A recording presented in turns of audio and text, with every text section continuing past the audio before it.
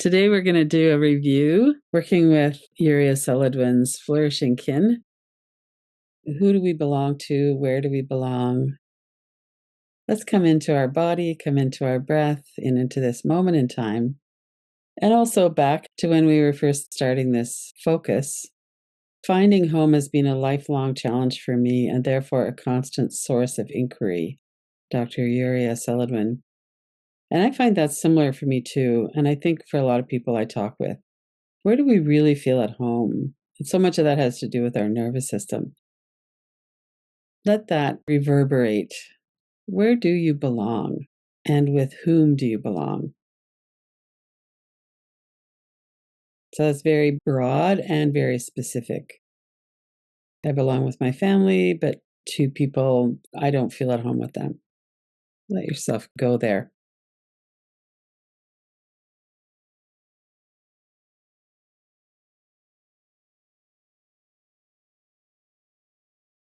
And as you're doing that, notice the response in your body.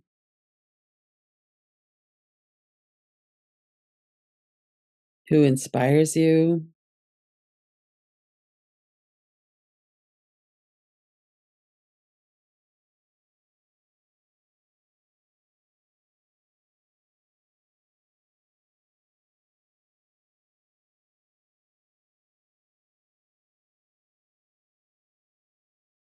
And what was coming up if you were here the last time? What's your memory or your body memory of what you were experienced during that inquiry a month ago, where you find home?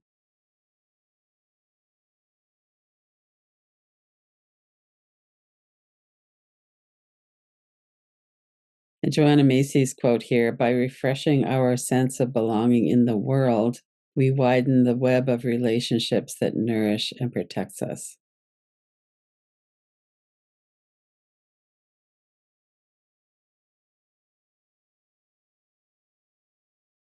This feeling of being on my own, which I felt pretty much my whole life, and I know many people have. Why is that? And is that actually true? Is it accurate? And in what ways? And in what ways is it not?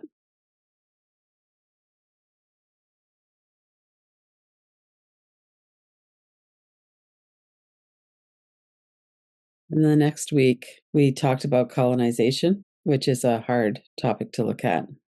So we had this abrupt break in our connection for people who moved from other lands onto North America was our main focus.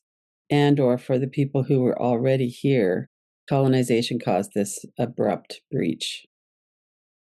And also a feeling of we needed to conquer the land. Whatever's here, the land is empty of people. The earth wasn't part of the concern. We were just there to take what we needed to survive. How can we develop this relationship now if we see each other and Mother Earth as an enemy?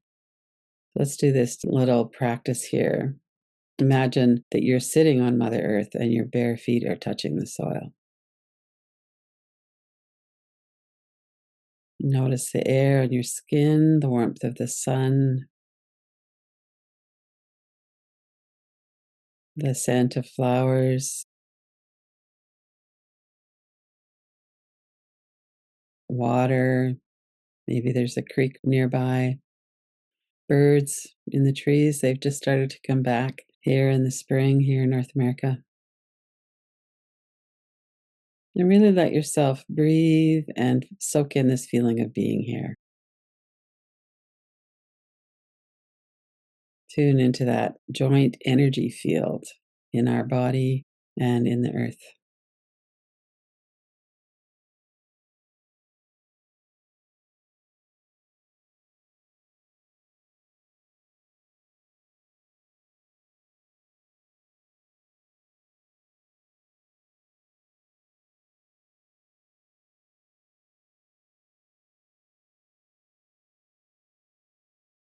And notice what else comes in. We might be still kind of focused on that first sentence about colonization, an enemy to be feared. And it's true that Mother Nature has a power to hurt. strong winds, floods. We see that all the time. So we're not looking at this as this is a benign presence that will always take care of us. That's not real. We're looking at it as, do we need to fear the earth and see the earth as an enemy to conquer? And could we just become aware of that and shift that? So a lot of people do not feel that the earth is an enemy. There's a connection and that respect there. Few breaths. Let your body settle in on that one.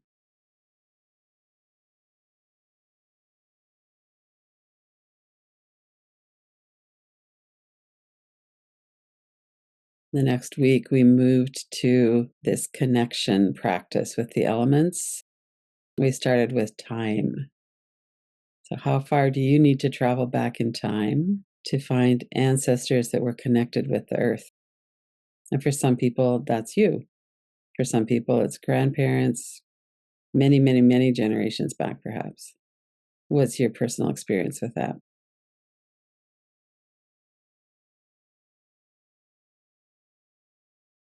And then during the inquiry, we were working with connecting with the bodies of our ancestors and the experience of our ancestors, as well as with the elements. So we started with earth. We were just visualizing or remembering what it feels like to have our bare feet on the earth, but perhaps our body on the earth if we lie down on the earth. And the bodies of our ancestors were on perhaps not the same location, but all of us have been on the earth. We have that in common.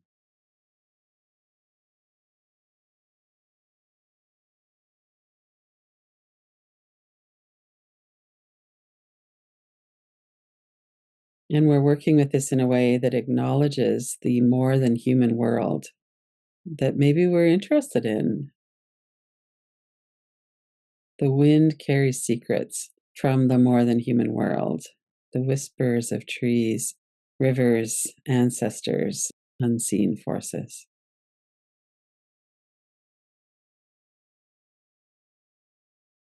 The wind carries us. We did a visualization of being carried by the wind, perhaps like a bird.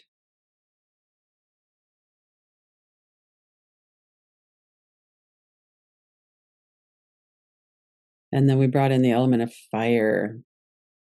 I remember who I am. I step into my wildness. I burn away what no longer serves me. Fire is so primal. Our ancestors all survived because we had fire, and we do in a lot of different ways. I burn away what no longer serves me.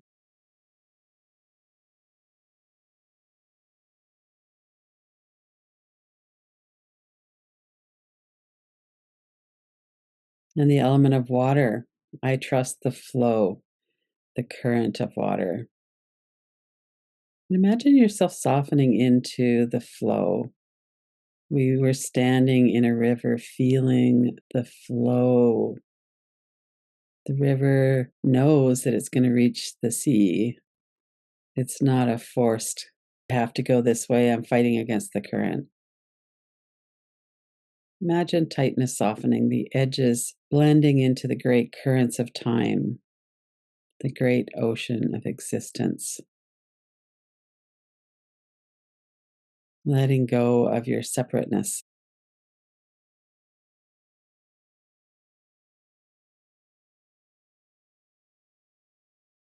And then the integration. I listen with my skin and bones, my breath and body. I know myself to be formed of earth, air, water, and fire. I am part of the great unknown. I belong to what cannot be named.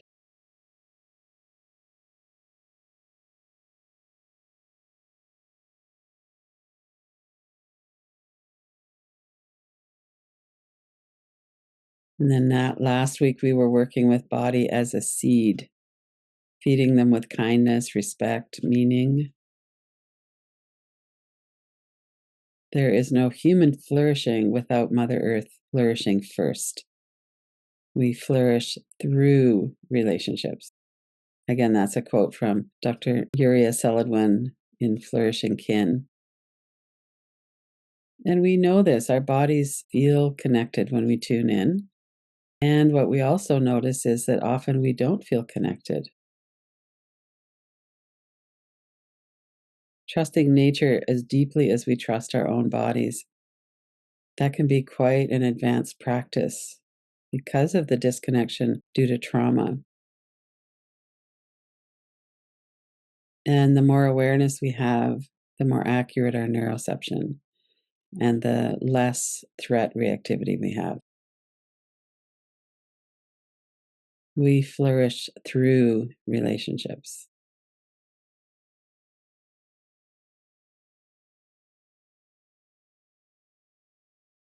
A deep breath.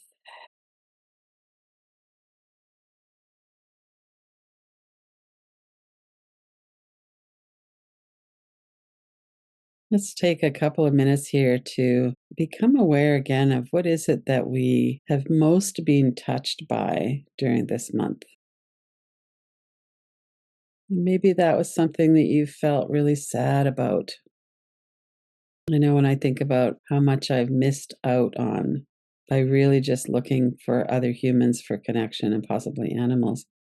But the connection many people feel with nature as a conscious being, I haven't always been aware of that.